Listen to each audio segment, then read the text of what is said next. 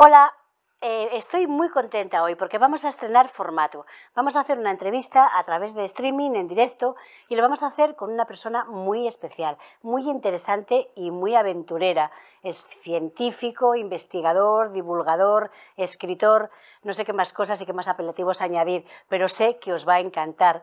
Y vamos a pasar un poquito de frío porque nos vamos a ir con él al Polo Sur, a la Antártida.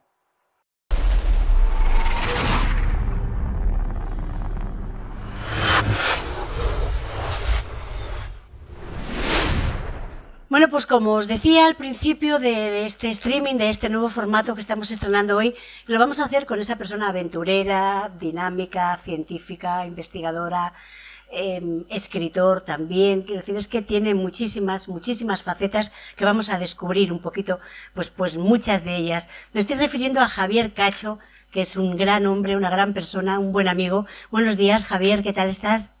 Muy buenos días, Charo. De todo lo que has dicho, lo que más me gusta es que es un buen amigo.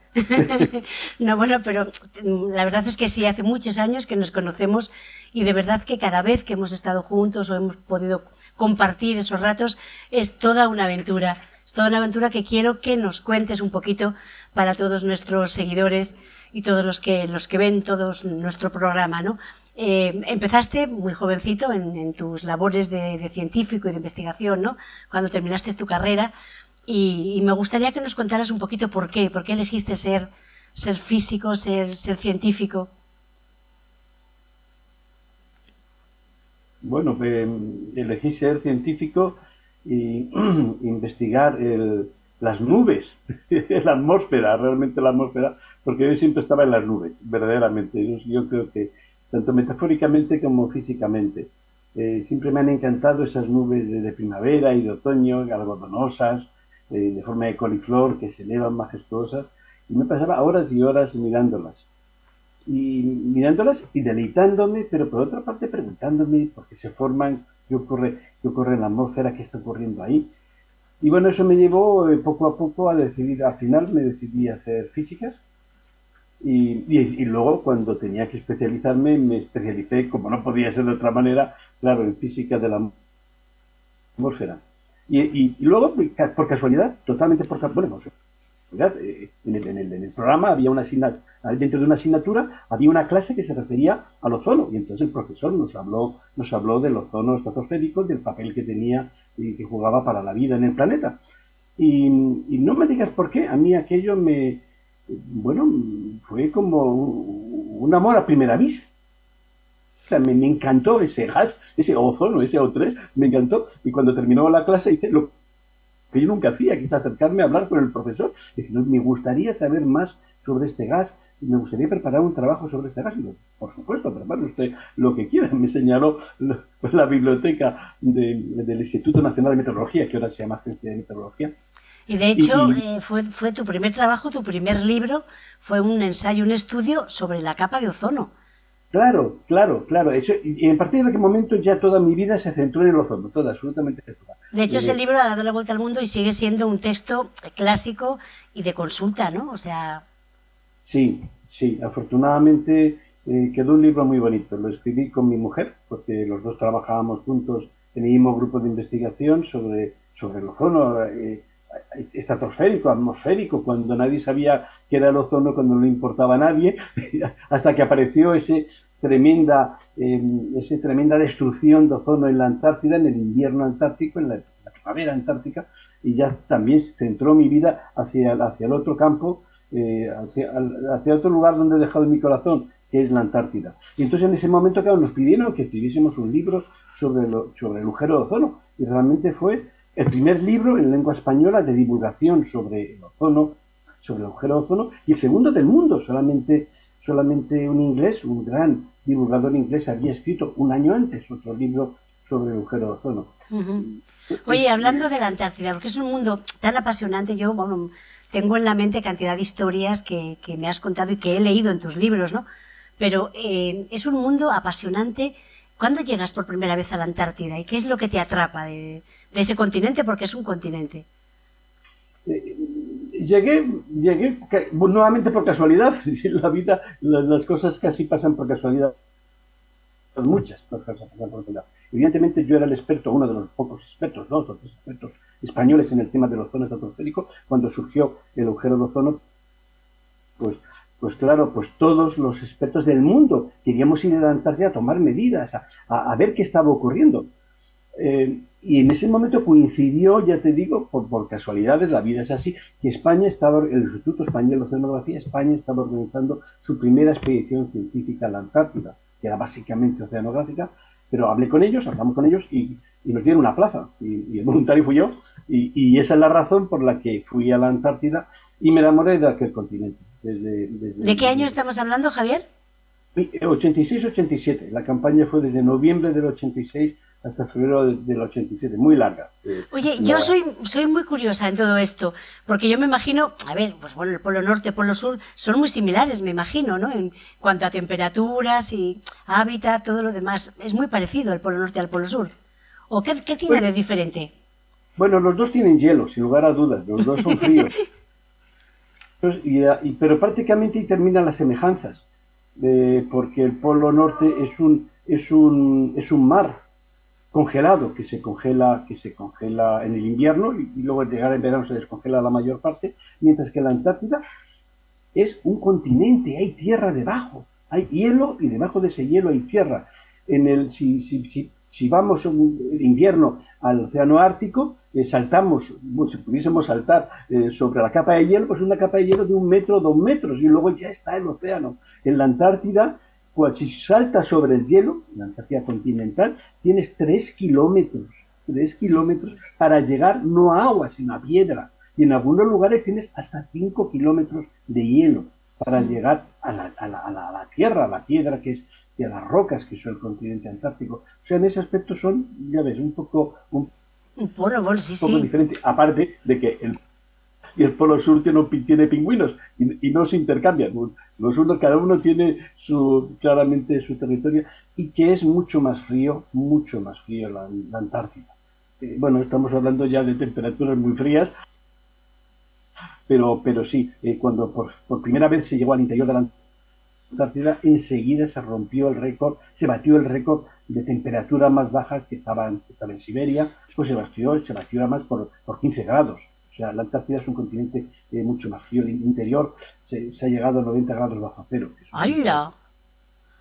Pero en el Polo Sur, donde hay una base americana que se llama Munson Scott, como esos dos famosos exploradores, la pusieron ese nombre, pues en el mismo Polo Sur geográfico hay esa base, y ellos están a 50 grados bajo cero en verano. En verano. Oye, dime una cosa, porque tú llegas, ¿a dónde llegas realmente? ¿Dónde está el aeropuerto más cercano a la base donde tú ibas, a esa base de investigación española? Bueno, es un poco complicado. Yo la primera vez fui en esta expedición oceanográfica, que porque era por el mar de Weddell y era por donde se hundió la Endurance, que apareció hace unos meses. Pues era por el mar de Weddell.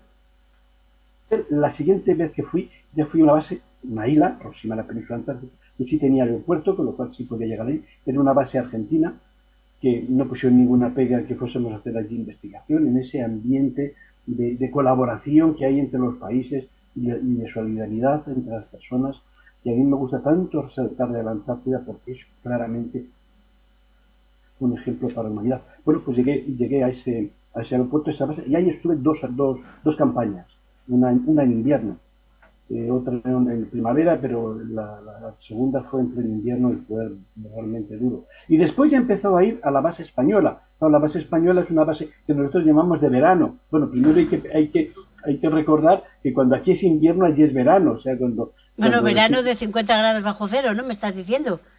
Tanto en la zona periférica donde estamos nosotros, afortunadamente no tanto. ¿Y cómo tienes que salir? Porque salíais, bueno, ¿cómo lo hacíais a esas temperaturas?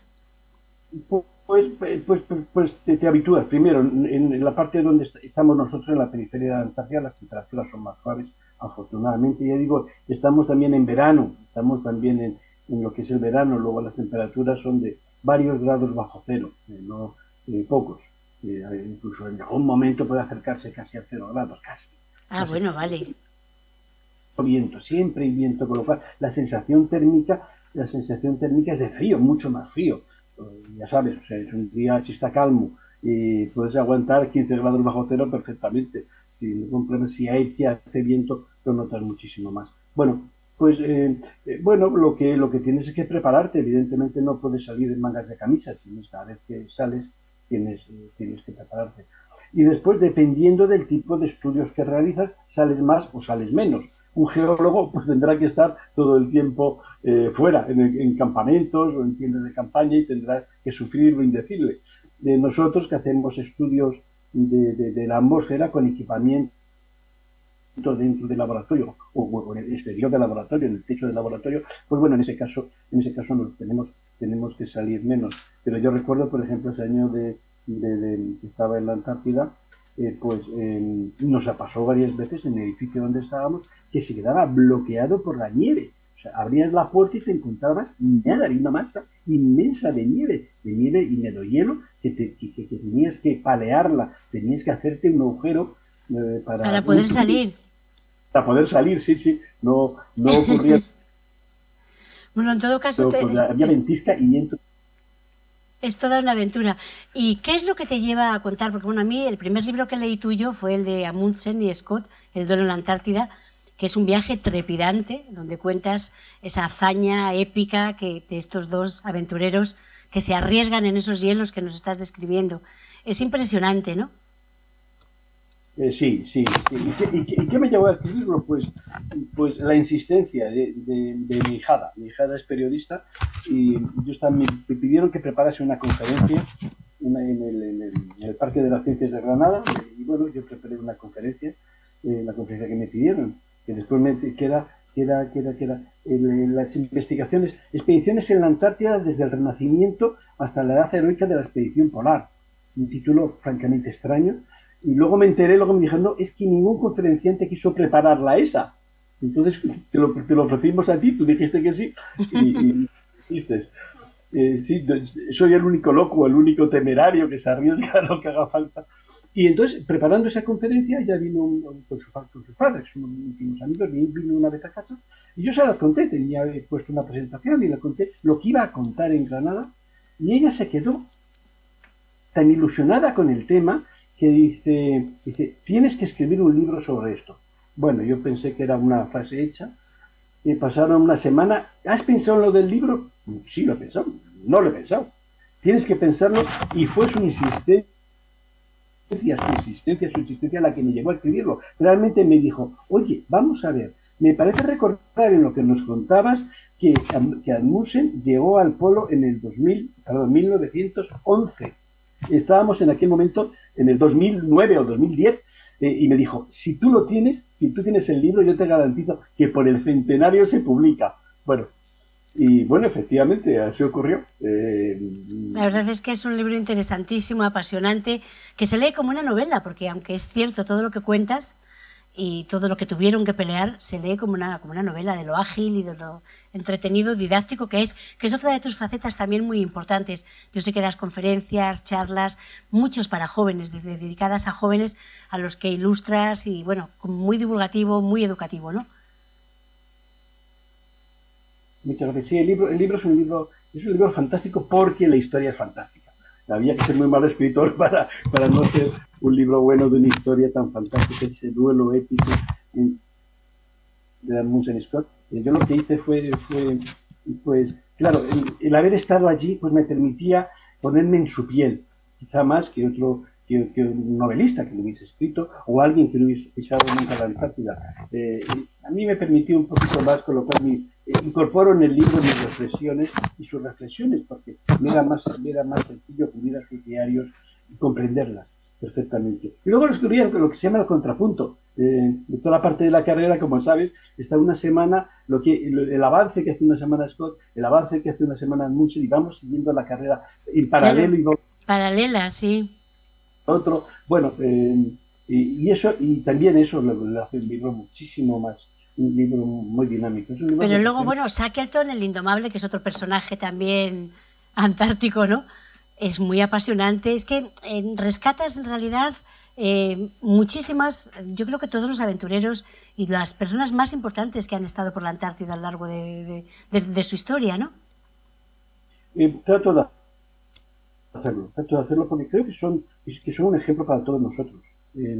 Esa profesionalidad de Amundsen, ese entusiasmo de los británicos liderados por Scott, por poner el corazón en hacer las cosas, y aunque los británicos eran ajenos al mundo del frío, los noruegos no, los noruegos sabían esquiar, los británicos, eso de esquiar era una cosa rara para ellos. Para Shackleton no quería ponerse unos esquíes ni borracho, decía que se veía como un pato mareado y no se los ponía. La profesionalidad de Amundsen, el entusiasmo de Scott, y después de Shackleton, esa empatía con su gente, ese estar pendiente de su gente, ese hacer equipo, ese optimismo para liderar la peor situación del mundo, en la que se quedó con su barco y con sus hombres perdidos allí en medio de la inmensidad del hielo, porque nadie iba a buscarle. Te recuerdo que no funcionaba la radio, no existía la radio, o si existía la radio no había suficiente potencia, evidentemente no existían los satélites. Claro, es que no es como ahora, que tenemos unos avances a nuestro favor. Totalmente. Entonces, claro, yo creo que hay que rescatar a esos personajes porque son un ejemplo para todos nosotros. Nansen, que es el tercer libro con el que cerré la trilogía. Otro noruego aventurero también. Nansen, que es una faceta fantástica de humanista, de persona que ve esa Europa que está destruida por la Primera Guerra Mundial, la Sociedad de Naciones, que es el embrión de Naciones Unidas, le nombran alto comisariado, primero para hacer intercambio de prisioneros, después para los refugiados, entre medias, para todos los que habían huido de Rusia cuando los comunistas, cuando los bolcheviques se hicieron con el poder, cómo gestionó todo eso, cómo creó un pasaporte que la propia Sociedad de Naciones decidió poner el nombre de pasaporte Nansen para darles cartas de identidad a esa pobre gente que estaban como ahora sin papeles, no podían trabajar porque no tenían papeles, no podían comprar casas aunque podían ser ricos porque no tenían un papel, no podían casarse porque ¿quién estoy casando? Usted dice que es este, pero ¿quién es? Incluso para enterrarse tenían problemas, ¿a quién estamos enterrando? Y evidentemente para pasar fronteras, aunque pudiera ser que tenían familia en el país de al lado. Entonces Nansen decidió, esta gente necesita documentación, necesita pasaporte. Y entonces la Sociedad de Naciones decidió ponerle pasaporte Nansen, darle el prestigio. Qué bueno. Que no le llamaron pasaporte ONU o pasaporte humanitario o pasaporte, nada, pasaporte Nansen. Pues ese personaje, evidente, que es mucho menos conocido que de Amundsen, Scott o de Shackleton, pues fue el motivo de... ¿La Antártida es más desconocida quizá que el Polo Norte? ¿Crees que está menos estudiada o...? No sabría qué decirte. No sabría qué decirte. Como yo estoy muy metido en ese tema... Claro, para ti es como ir de... Porque ¿cuántas veces has ido a la Antártida? Efectivamente, podría hacer una lista de todos los exploradores antárticos, para hacer una lista de todos los exploradores árticos. El Ártico se exploró más que la Antártida. Evidentemente, para las personas, para las personas sociales, el común, yo creo que la Antártida tiene un atractivo muy especial. El Ártico le vemos como muy cerquita, eso está al norte de Escandinavia, al norte de Siberia, todo eso ya es Ártico. Canadá, sí. Groenlandia, lo vemos muy cerquita. Cogemos un avión y podemos llegar a Nuuk, la capital de Groenlandia, con facilidad. Cogemos un avión, hacemos unas escalas y llegamos a Svalbard, que está también cerca del 80 grados norte. O Islandia, que también está muy alta, está en el círculo... en el círculo polar, sí. Polar, perdón, el círculo polar ártico. Quiero decir, lo tienes como muy cerca, mientras que la Antártida no es así, estás unas 14.000 kilómetros para llegar a las costas. No hay nadie, quiero decir, en el Ártico, pues hay los Samis en el norte de Escandinavia, luego están los Inuit por Groenlandia, por el norte de Canadá. Existe gente, con lo cual se te hace más habitable. En la Antártida es un continente donde nunca ha habido poblaciones estables.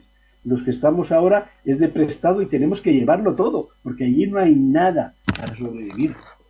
Oye, y otra curiosidad que tengo, Javier, ahora que dices que no hay nada, tenéis que ir cargados de comida a tope, ¿no? O sea, ¿qué tipo de cosas soléis llevar? Pues solemos llevar a un cocinero. a un cocinero y el cocinero es el que elige lo que tiene que llevar. Normalmente cada base es la comida de su país. Yo el año pasado publiqué con unos científicos búlgaros un libro que se llama Cocina Antártica, donde hicimos que Es colaborasen verdad. cocineros de 30 bases antárticas de diferentes países, para que contasen cuál era su plato predilecto. El plato predilecto dentro de la base, cuál era el postre predilecto dentro de la base, o los platos, que nos diesen las recetas para que se pudiese hacer, que nos enviasen fotos de los platos. Y cuando lo tienes todo delante de ti, te das cuenta de que cada base tiene su comida tradicional de su país. Quiero decir que nos puede gustar mucho el sushi, o ir un día a un restaurante indio, hindú, o ir a un restaurante ruso. Eso es muy divertido para un fin de semana, pues te vas con la pareja, con los amigos en un restaurante.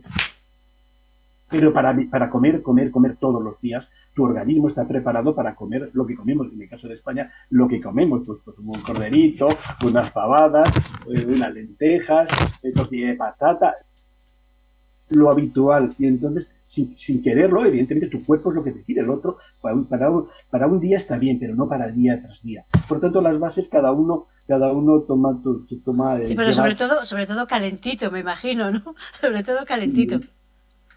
siempre.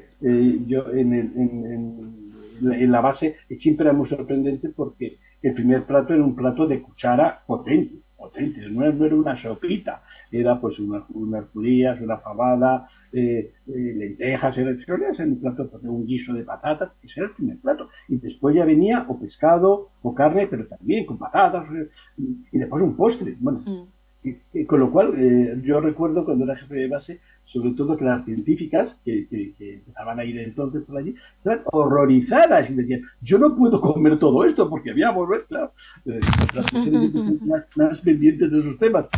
Y el cocinero les decía, comer lo que queráis porque aquí se quema tantas calorías, claro, cuando sales fuera, el cuerpo para resistir esas temperaturas, pues tiene que quemar calorías. Y de aquí no engorda nadie.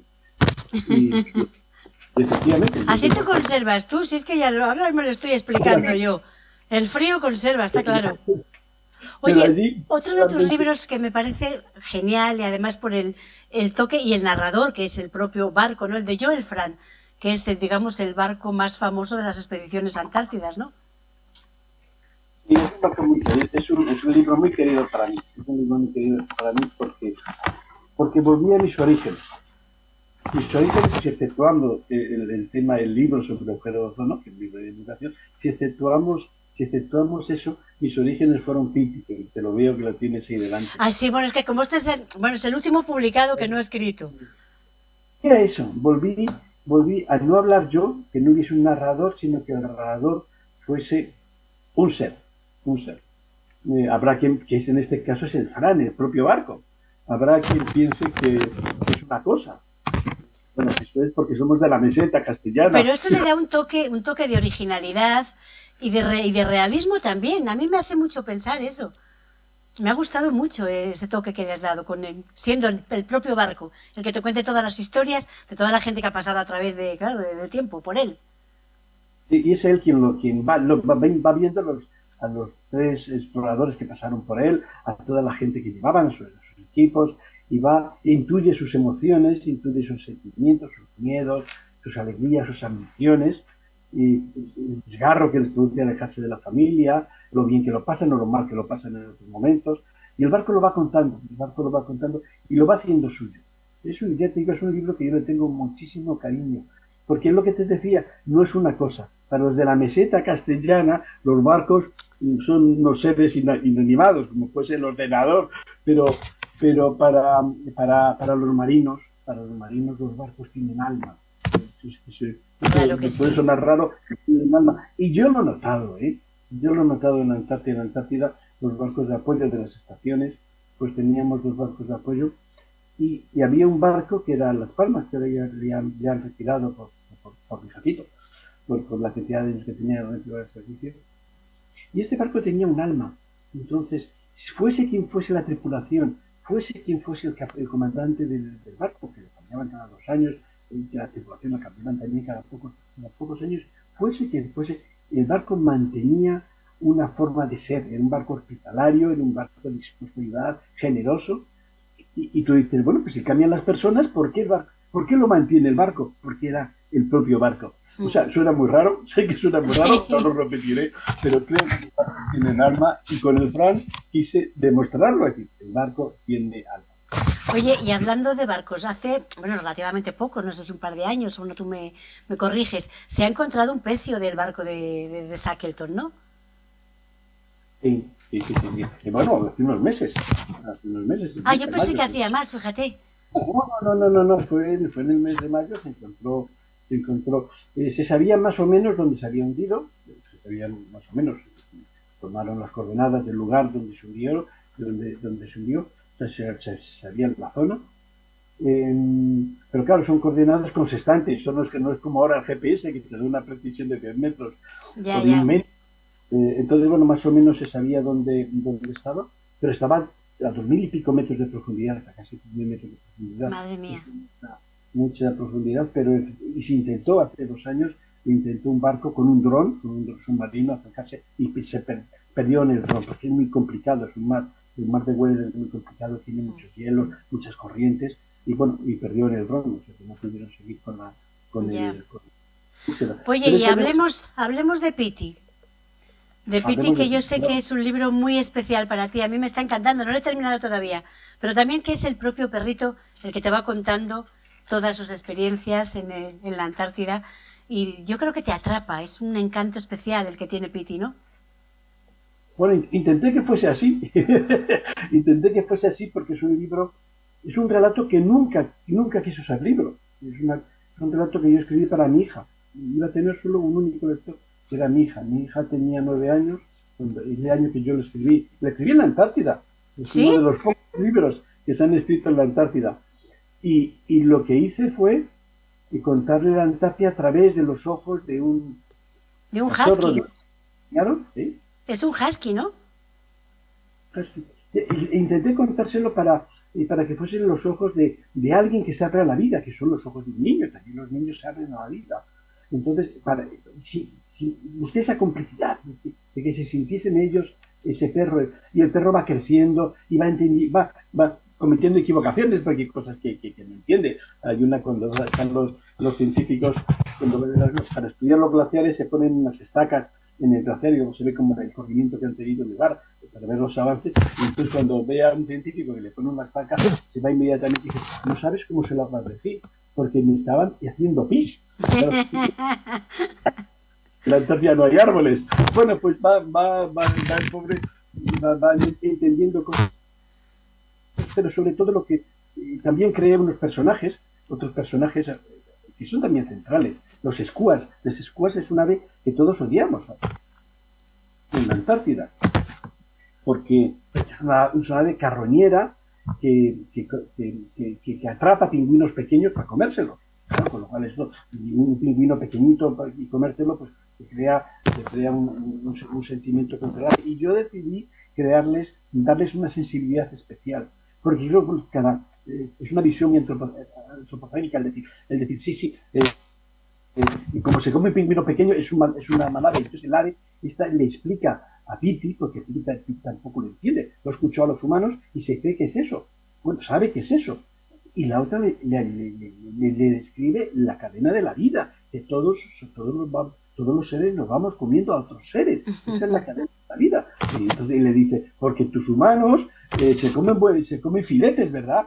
Y dice, sí, buenos filetones que se comen. Pues los filetones son de terneras, que son también vaquitas pequeñas, son también hijos del ganado. Entonces, el otro va entendiendo. Bueno, pues procuré hacer todo eso, tratar de acercar a los chicos la ecología, tratar de qué hacen los científicos en la Antártida, por qué se separan durante 4 meses de su familia para hacer ese trabajo, y sobre todo hablar de esa cooperación que hablábamos antes entre los países, coordinación de actividades entre los países, dejar unos científicos y de las bases de otros países, y esa solidaridad entre las personas.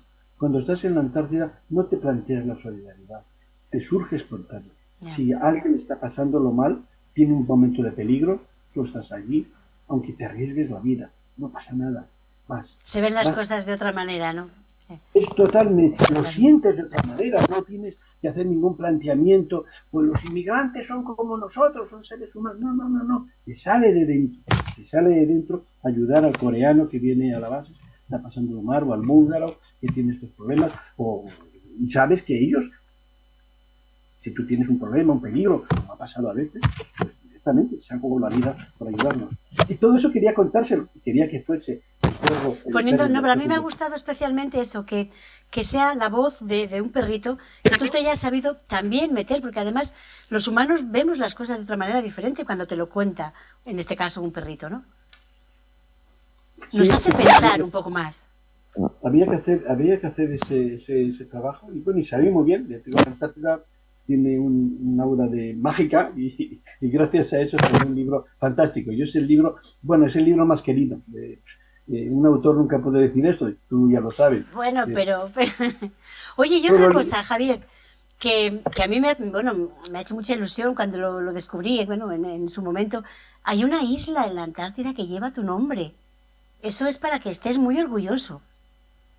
Sin lugar a dudas, es una gran sorpresa que te da, esas sorpresas que te da la vida. Sí, yo nunca podía imaginarme que iba a tener una isla con mi nombre en la Antártida, nunca, absolutamente nunca, porque además, claro, tenía, para mí era mítico, los nombres, la toponimia de la Antártida era mítica, pues Mar de Amundsen, el glaciar Shackleton, claro, todos recordaban a esos grandes hombres, Islas Norderfjord, claro, todos esos grandes hombres, esos grandes exploradores que yo había estudiado y yo había idealizado y los había puesto en lo más alto, y de repente fue el programa Antártico Búlgaro quien sugirió a la máxima autoridad antártica que diese a una isla de la Antártida de mi nombre, bueno, por la labor científica que había hecho, pero sobre todo por la labor de divulgación que llevo haciendo desde hace muchísimos años. Pero eso es muy bonito, es de sentirse, pues eso, querido en una tierra a la que tú adoras.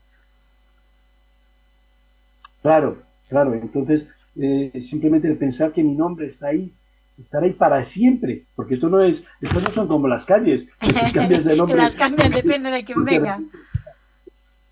Te adoro porque eres una mala persona, pero no, esto ya se queda para siempre. Y por lo tanto estaré para siempre allí, que el sitio de la Antártida llevará mi nombre, igual que ya digo que esos grandes hombres, los monstruos de la exploración, que nos han abierto caminos y que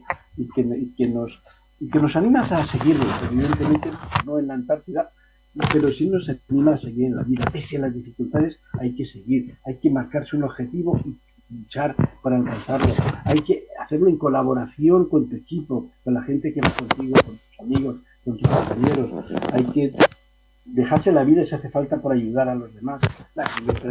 Me parece yo lo que quiero desde aquí es animar a toda nuestra gente que sigan tus libros, que lean tus libros, porque son auténticas aventuras y de verdad para disfrutar, porque son unos libros muy disfrutones con los que aprendemos muchísimo, igual que hoy, Javier, nos has acercado a un continente muy frío, helado, pero muy, de verdad, muy interesante y muy, no sé, es que no sé cómo decirte, para mí es que es como que te atrapa.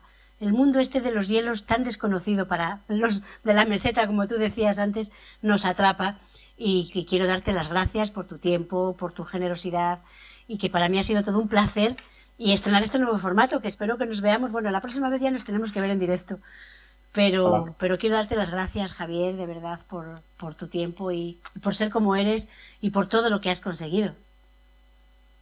Claro, muchísimas gracias, es un placer siempre hablar contigo, y si se hablar contigo de mis libros,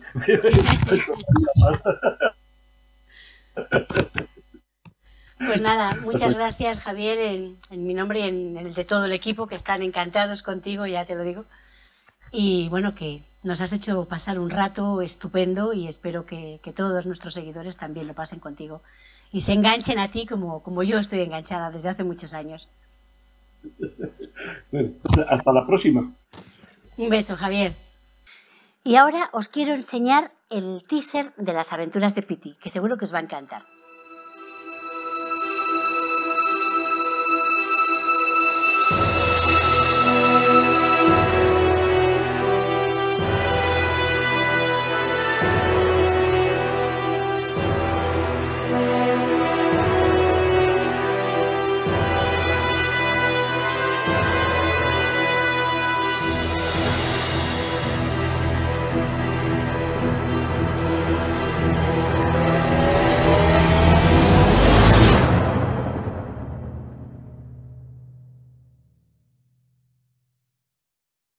Y bueno, pues hasta aquí nuestra primera entrevista en este nuevo formato que espero que os haya gustado, que hayáis disfrutado tanto como nosotros, porque hemos aprendido muchísimo de este mundo tan apasionante al que nos ha llevado Javier Cacho, al que quiero agradecer enormemente su generosidad, su entrega y su tiempo.